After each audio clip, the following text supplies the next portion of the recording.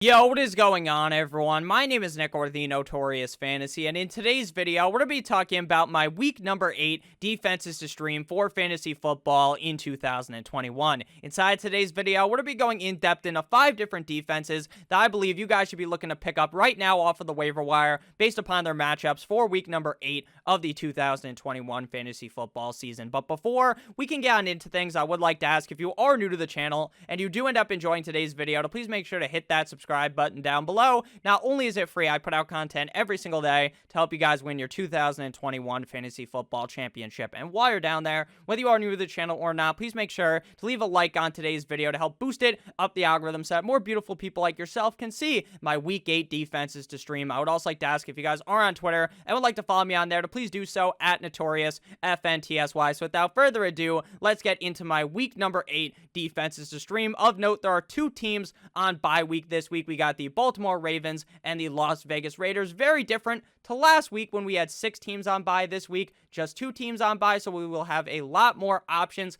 to kind of sift through this week to be streaming at the defensive position. So my number 1 defense to pick up on the week, my number 1 defense stream is the Cincinnati Bengals going up against the New York Jumbo Jets in New York. Now, I know a lot this season we have really been picking on the Jumbo Jets as a team that we are going to be streaming our defense against, and that was a lot because Zach Wilson hasn't really found his stride in the season. Does that mean that I think Zach Wilson is going to be a bust just based upon a couple game sample size at the beginning of his NFL career? Of course not, but things weren't looking the greatest for Zach Wilson and this Jets offense, so I was just streaming defenses against them. But now Zach Wilson is going to be out multiple games, and we are going to be seeing the Mike White era of the Jumbo Jets offense. To me, that seems way worse than Zach Wilson. Even when Zach Wilson was making these rookie mistakes, playing bad games thus far this season, at the end of the day, he's still a talented quarterback that could maybe at least do something against the defense. What do you expect Mike White to do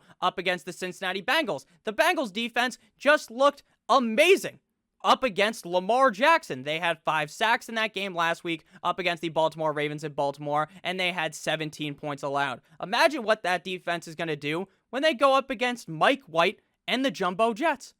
And let me tell you, the picture is not going to be very pretty that you are going to paint in your mind to what's going to happen to that Jets offense. Last week, the Patriots going up against the Jets, they had 2 sacks, 2 INTs, 1 fumble recovery, and 13 points allowed. Now, I don't expect those exact same numbers coming from the Bengals defense going up against the Jets, the same as the Patriots defense going up against the Jets in week number 7, but I expect something similar. I expect the Bengals defense to stomp all over that Jets offense. I expect this game to be a complete and utter blowout from the Cincinnati Bengals. Moving to the second defense to stream of the week, we got the San Francisco 49ers going up against the Chicago Bears in Chicago. Even with Matt Nagy having COVID and probably not being the coach of the team on Sunday up against the 49ers, I don't really expect much to change because Matt Nagy gave up his play calling abilities to Bill Lazor, and things haven't really changed. Things started to look slightly better, but at the end of the day, the Chicago Bears offense is a complete and utter fucking dumpster fire, and it's very similar to my assessment on Zach Wilson. Sure, Zach Wilson hasn't looked all that great for the Jets, Justin Fields hasn't looked all that great for the Bears, but the jury isn't out on them. They just started playing their NFL careers. Things could be okay for Justin Fields. Things could be okay for Zach Wilson, but right now, I'm streaming my defense up against the Chicago Bears because the Chicago Bears offense was limp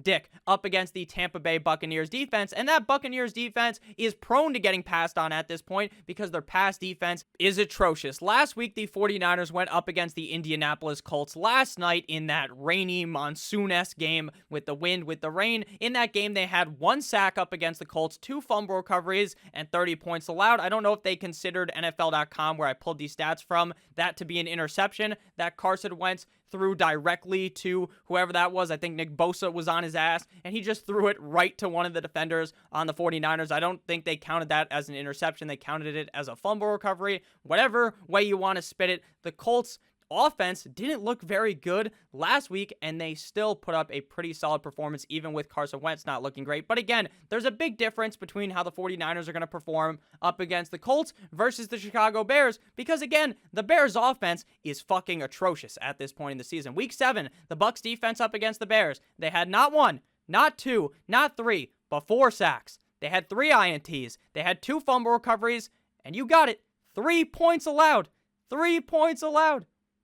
Again, the San Francisco 49ers defense isn't some world-beater defense, but neither is the Bucs defense at this point. And the Bucs played that well up against the Chicago Bears, so I expect the 49ers to be a very solid streaming defense on the week. At number 3, we move to the LA Chargers going up against the New England Patriots at home in LA for the Chargers. The Chargers had a bye in week number 7, so we're going to go ahead and look to week number 6 for the defensive stats. In that game in week number 6, the Chargers went up against the Baltimore Ravens. In that game, they had 3 sacks, 2 INTs, and 34 points allowed. That game felt like a blowout from the Baltimore Ravens. It felt like the Ravens absolutely bent over and bumfucked the Chargers defense, but the Chargers defense actually had a solid fantasy day because of all of the sacks and the interceptions, and that was up against the Baltimore Ravens and Lamar Jackson. I understand that the Ravens offensively didn't look great last week up against the Bengals, but the Baltimore Ravens offense is still really good, and a lot of people might be like, Nick, didn't you see what the Patriots did to the Jets this week? They hung 54 points on the Jets. The Jets defense did so bad up against the Patriots. Does that mean that the Patriots are the same dynasty they were with Tom Brady? No, that's not what that means at all. The Jets defense had 1 sack and 54 points allowed. What do you expect? The Jets defense isn't very good. The Chargers defense, on the other hand, is pretty solid. And I think that when they're playing up against a real defense, that the Patriots are going to struggle. Now, I think Mac Jones probably looks like the best rookie quarterback right now. So I wouldn't be surprised if he had an all-right game up against the Chargers, but I just don't feel like they are going to hang 54 points on the Chargers defense, right? I highly doubt you see that coming, so I think the Chargers defense is a very solid stream this week up against Mr. Mystic Mac Jones and the New England Patriots. Before we get on in to my number 4 defense to stream, I would like to ask if you have ended up enjoying thus far, to please make sure to hit that subscribe button down below. And while you're down there, make sure to leave a like on today's video as well. My number 4 defense to stream is the Denver Broncos going up against the Washington football team. The Denver Broncos defense didn't look amazing up against the Cleveland Browns and Case Keenum on Thursday Night Football last week in Cleveland. They had 1 sack, 17 points allowed. They actually looked all right up against Case Keenum. It was mostly the fact that D'Ernest Johnson ran an absolute train on the Broncos defense, and the Broncos defense is supposed to be pretty solid against the run as well as the pass. The Broncos team as a whole is clearly one of the most fraudulent teams in the NFL because they started off the season so strong because they had those easy matchups, the cupcake matchups, and then after that, things started to fall apart. But here up against the Washington football team, I expect them to get back on the saddle. The Packers defense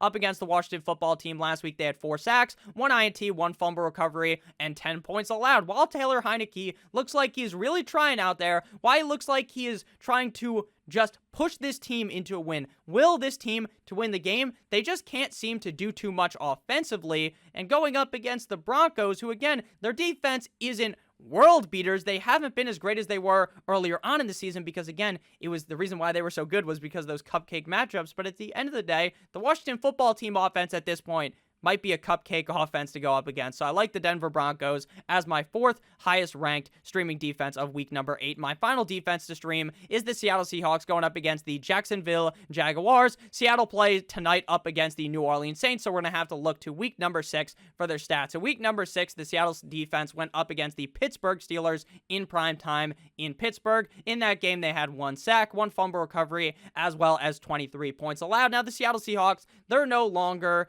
that defense from the past. They're no longer the Legion of Boom, and they're not even close to sniffing being the Legion of Boom, okay?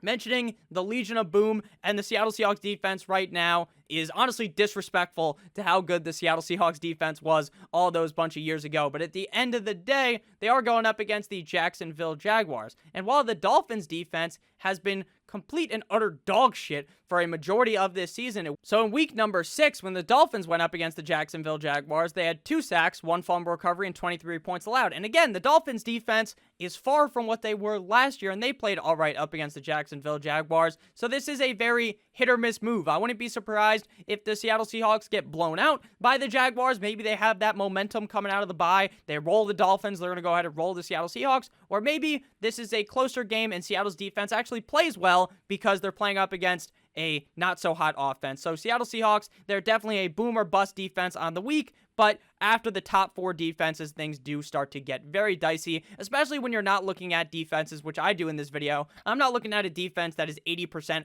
rostered in NFL.com, right? I'm looking for defenses that are rostered in under 55% of leagues. So a lot of these defenses are going to be readily available for you. Meanwhile, some people will bring up, hey, this defense is a much better start than all of them, and I will agree. It's just the fact is that they are owned in a majority of leagues. So thank you guys all so much for watching. If you did end up enjoying, please make sure to hit that subscribe button down below. While you're down there, make sure to leave a like on today's video as well. I love you guys all so much. I hope you have a great rest of your guys' day, and as always, goodbye.